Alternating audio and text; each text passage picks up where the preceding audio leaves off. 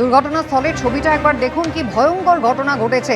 একেবারে ছাত্রী বোঝাই একটি স্কুল ভ্যান তা রেল লাইন ক্রস করে যাচ্ছিল এবং সেই সময় উল্টো দিক থেকে আসা একটি ট্রেন তার ধাক্কা এবং সেই লোকাল ট্রেনের ধাক্কায় গাড়ি একেবারে দুমড়ে মুচড়ে গিয়েছে। 3 জনের মৃত্যু হয়েছে ঘটনাস্থলেই।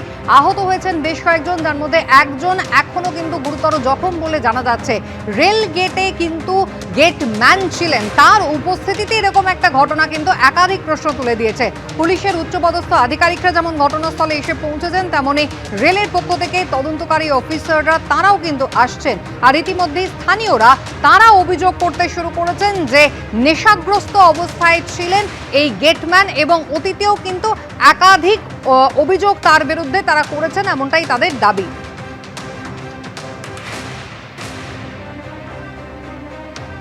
রাজীব চৌধুরী আমাদের প্রতিনিধি রয়েছেন আমাদের সঙ্গে। রাজীব, এই মুহূর্তে দুর্ঘটনাস্থলের কি পরিস্থিতি একবার জানতে চাইবো। এই মুহূর্তে যে পরিস্থিতি সেটা হচ্ছে স্থানীয় মানুষজন তারা পুলিশ এবং রেল আধিকারিকদের সঙ্গে দফায় দফায় বৈঠক করছেন। তারা বলছেন ক্ষতিগ্রস্ত পরিবারের একটি করে চাকরির দাবি করেছেন এবং যে ক্ষতিপূরণ সেই ক্ষতিপূরণ ইমিডিয়েট তাদের কাছে ঘোষণা করতে হবে।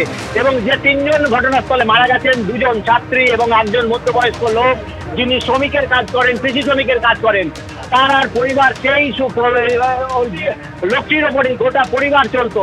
স্থানীয় মানুষজন যেটা দাবি করছেন, তারা দাবি করছেন যে সেই কৃষি শ্রমিকের পরিবারের চাকরি দিতে হবে, যে ক্ষতিপূরণ আছে ব্যবস্থা করতে হবে এবং রেল আধিকারিকদের এখানে এসে তাদের কথা দিয়ে যাবে কত দিনের মতো তারা এই যে ক্ষতিপূরণ সেটা দেবেন এবং তারা যে চাকরির দাবিতে তারা সোচ্চার হয়েছেন। ইতিমধ্যেই ঘটনাস্থলে এসে পৌঁছেছেন বিভিন্ন আধিকারিক রয়েছেন। মুর্শিদাবাদ পুলিশ জেলার পুলিশ সুপার তিনিও ঘটনাস্থলে এসে পৌঁছেছেন এবং তিনিও ঘটনাস্থলে এসছেন এবং আমরা যেটা দেখতে পাচ্ছি মুর্শিদাবাদ জেলার পুলিশ সুপার এবং তিনি রেল আধিকারিকদের সঙ্গে কথা বলছেন এবং গোটা ঘটনা এই মুহূর্তে কোন জায়গায় দাঁড়িয়ে রয়েছে সেটা বারবার দফায় দফায় স্থানীয় মানুষের সঙ্গে বহরমপুর থানা ও জেলা পুলিশের আধিকারিকদের উপস্থিতিতে রেল কর্তৃপক্ষের সঙ্গে আলোচনা চলছে, কিন্তু এখনো পর্যন্ত কোনো সমাধান সূত্র বেরোয়নি।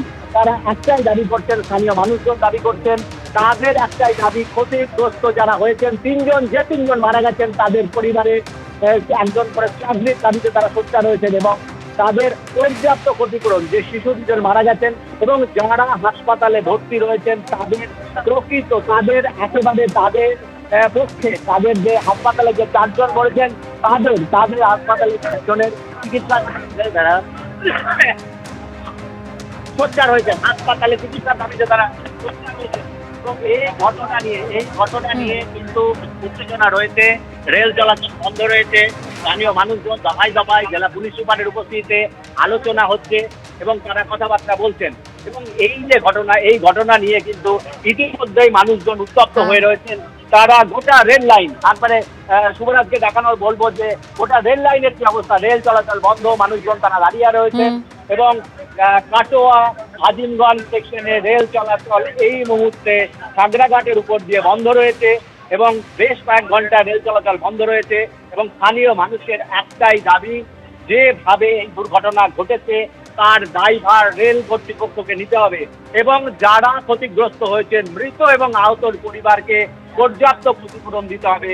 মৃতর পরিবারকে চাকরির দাবিতে এলাকার মানুষজন সোচ্চার হয়েছেন এবং তারা বলছেন যার গাফিলতি হয়েছে তাদের উপযুক্ত দৃষ্টান্তগুলো শাস্তি এবং এই যে রেল গেটের কেন এখনো পর্যন্ত তার আন্ডারপাস করা হয়নি এবং দিনে ঘন্টার পর ঘন্টা স্থানীয় মানুষজন অভিযোগ করেন এই রেল গেট ফেলে দেওয়া হয়, মানুষজনের হয়রানির শিকার হয়, কেন আন্ডারপাস তৈরি করা হয়নি সেটাও তারা কিন্তু সোচ্চার হয়েছেন।